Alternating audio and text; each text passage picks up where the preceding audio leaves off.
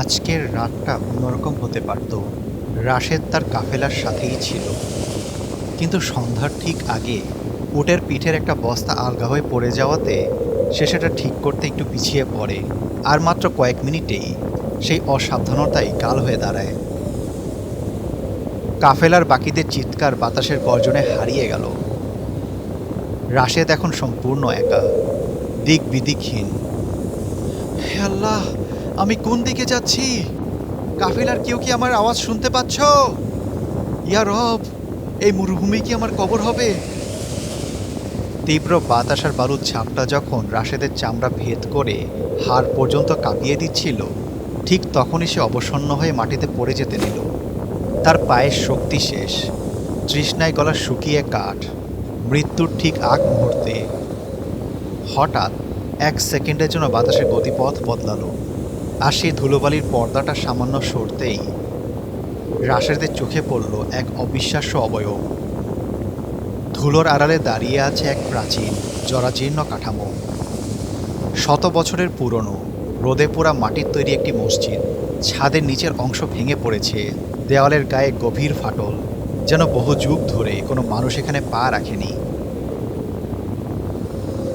রাশেদ তার শেষ শক্তিটুকু দিয়ে হামাগুড়ি দিয়ে এগিয়ে গেল।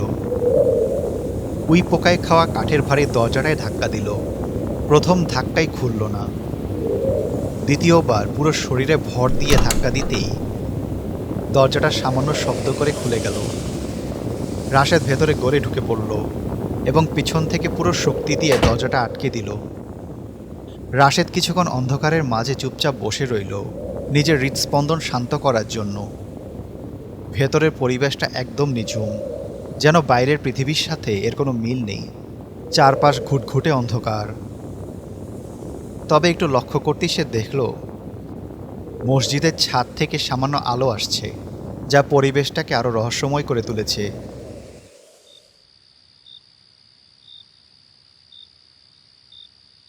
হঠাৎ বাহিরের ঝড়ের শব্দ একদম স্তব্ধ হয়ে যায়। এক অদ্ভুত থমথমে নীরবতা।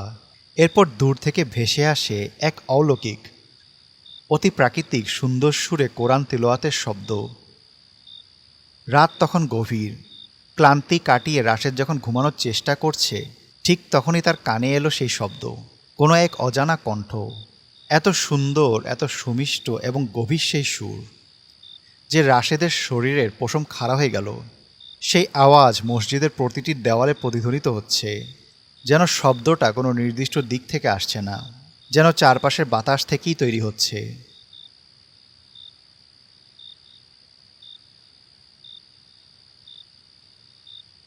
সে দেখল মিম্বরের ঠিক সামনে একজন অবয়ব সাদা পোশাক পরে নামাজে দাঁড়িয়ে আছে।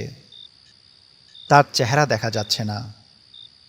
সে একা একা নামাজ পড়ছে এবং অত্যন্ত আবেগঘন সুরে তিলাওয়াত করছে। রাশেদ তাকে বিরক্ত করল না। সে মসজিদের এক কোণে দাঁড়িয়ে পরম শ্রদ্ধায় ও কিছুটা ভয়ে নামাজ শেষ হওয়া পর্যন্ত অপেক্ষা করতে লাগল। নামাজ শেষ করে লোকটি সালাম ফেরালো। রাশেদ সাহস করে দুপা এগিয়ে গেল কথা বলার জন্য। আসসালামু আলাইকুম ভাই, এই নির্জন মরুভূমিতে আপনাকে দেখে। রাশেদের কথা শেষ হওয়ার আগেই সেই অবয়বটা উঠে দাঁড়ালো। রাশেদ লক্ষ্য করল লোকটির পা দুটো মাটির সাথে পুরোপুরি ঠেকে নেই, বাতাসে সামান্য ভেসে আছে। তার চোখ দুটো যেন মৃদু জ্বলজ্বল করছে। রাশেদের বুকের ভেতরটা ভয়ে কেঁপে উঠল। সে এক পা পিছিয়ে গেল। ওয়ালাইকুম আসসালাম, হে আদম সন্তান। আমি এই মসজিদের একজন নিয়মিত মুসল্লি। বহু শতাব্দী ধরে আমি এখানে আল্লাহর ইবাদত করছি। আপনি আপনি মানুষ নন?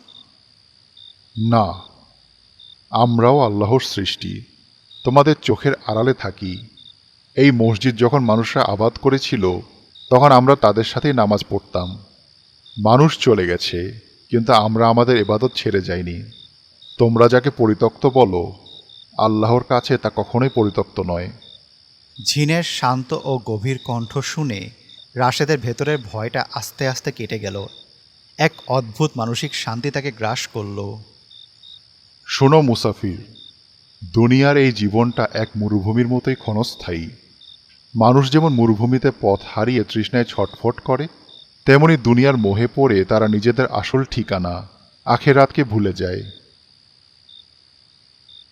ইমানের আলো নেভাতে দিও না। বিপদে কেবল আল্লাহর উপরে ভরসা রেখো।